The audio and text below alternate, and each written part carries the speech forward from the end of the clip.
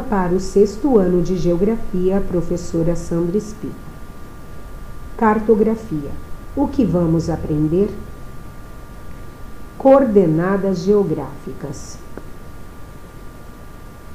A Terra não se mantém imóvel no espaço.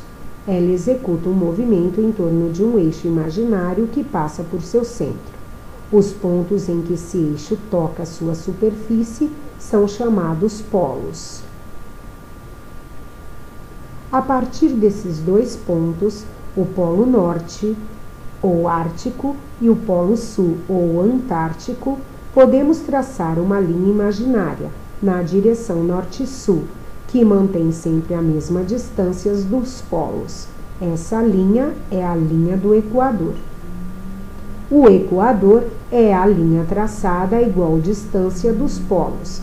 Ele estabelece o limite entre o hemisfério norte e o hemisfério sul.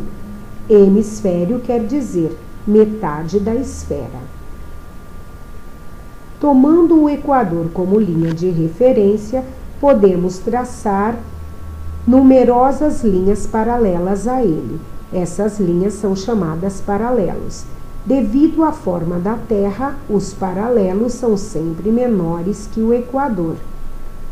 Observe agora a imagem a seguir. Temos ao centro a linha do Equador e acima vários outros paralelos. Paralelos são linhas imaginárias que nunca se cruzam, ou seja, temos os paralelos norte e os paralelos sul. Agora vamos traçar uma linha na direção leste-oeste que percorra toda a superfície da Terra, passando tanto pelo Polo Norte quanto pelo Polo Sul. Essa linha é chamada meridiano. Todos os meridianos são iguais.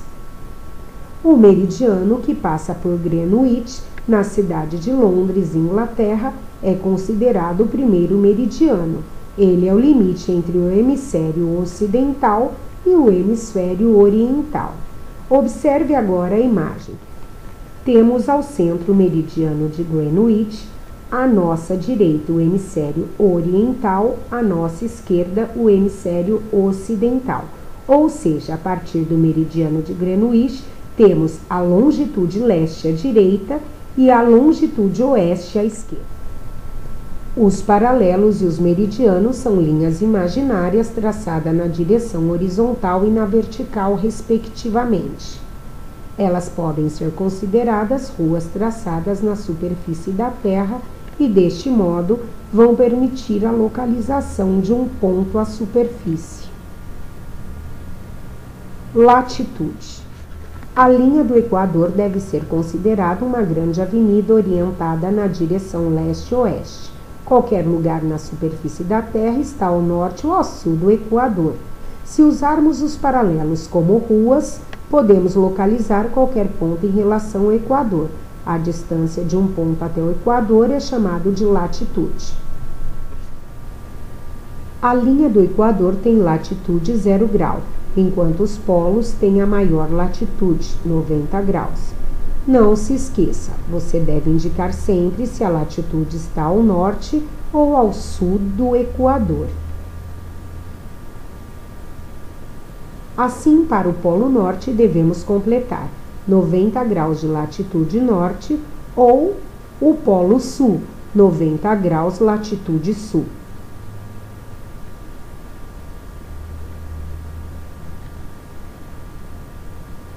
Observe a imagem a seguir. Ao centro temos a linha do Equador, acima temos a latitude norte e abaixo da linha do Equador temos a latitude sul. Longitude.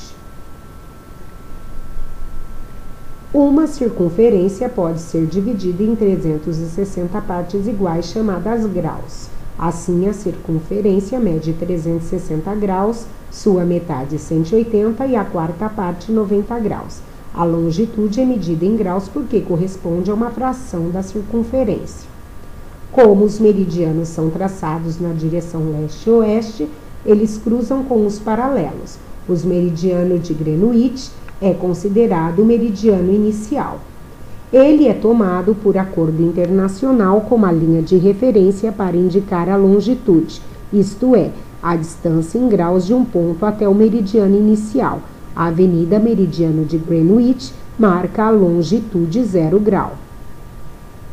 Observe a imagem a seguir. Temos ao centro o meridiano de Greenwich, à nossa direita o hemisfério oriental, à nossa direita o hemisfério ocidental, ou seja, longitude leste à direita, longitude oeste à esquerda. Ao indicar a longitude, você deve informar se ela está a leste ou oeste do meridiano de Greenwich. A indicação da latitude e da longitude permite localizar qualquer ponto na superfície da Terra. A latitude e a longitude são coordenadas geográficas, porque indicam a localização de qualquer ponto na superfície da Terra. Fuso horário.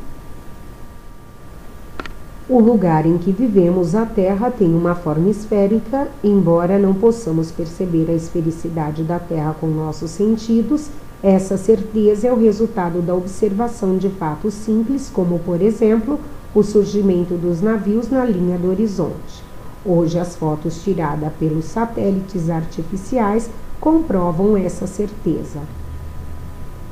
Para representar uma esfera, que é um sólido de 3 dimensões, tridimensional, em um mapa, que é um plano de 2 dimensões, bidimensional, são inevitáveis algumas deformações no desenho.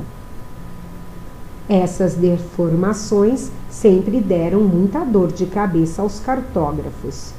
Para enfrentar esses problemas, foram desenvolvidas as projeções cartográficas, que procuram corrigir as deformações utilizando algumas regras matemáticas para manter a proporção entre a esfera e sua representação em uma folha de papel. Uma das projeções mais antigas e muito utilizadas até hoje é a projeção cilíndrica de Mercator, nome que homenageia o cartógrafo que a inventou. Projeção de Mercator. Observem as imagens a seguir. Veja o resultado da projeção de Mercator. Outra forma de projeção é a projeção cônica. Na projeção cônica, a superfície terrestre é representada sobre um cone imaginário envolvendo a esfera terrestre.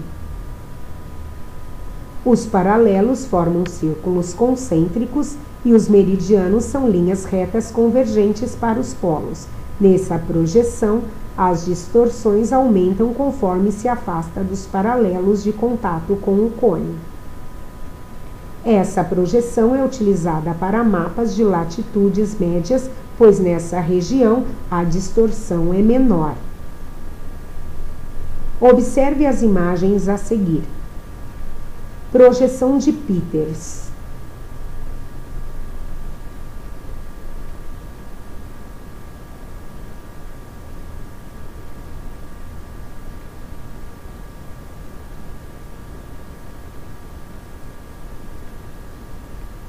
Recordando.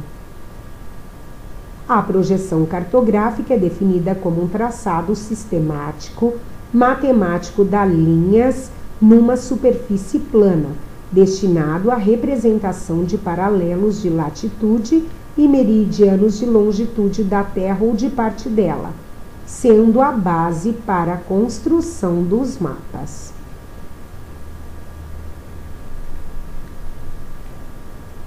É o processo matemático para transferir as feições de uma superfície curva, Terra, para uma superfície plana, folha de papel do mapa.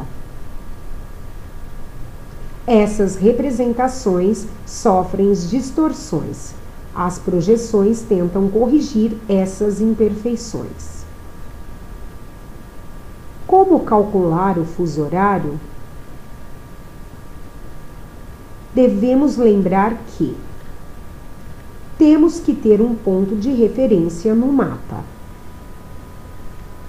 Lembrar que para o hemisfério oriental leste aumentamos 1 hora, e para o hemisfério ocidental, oeste, diminuímos 1 hora. Faça agora os exercícios comigo.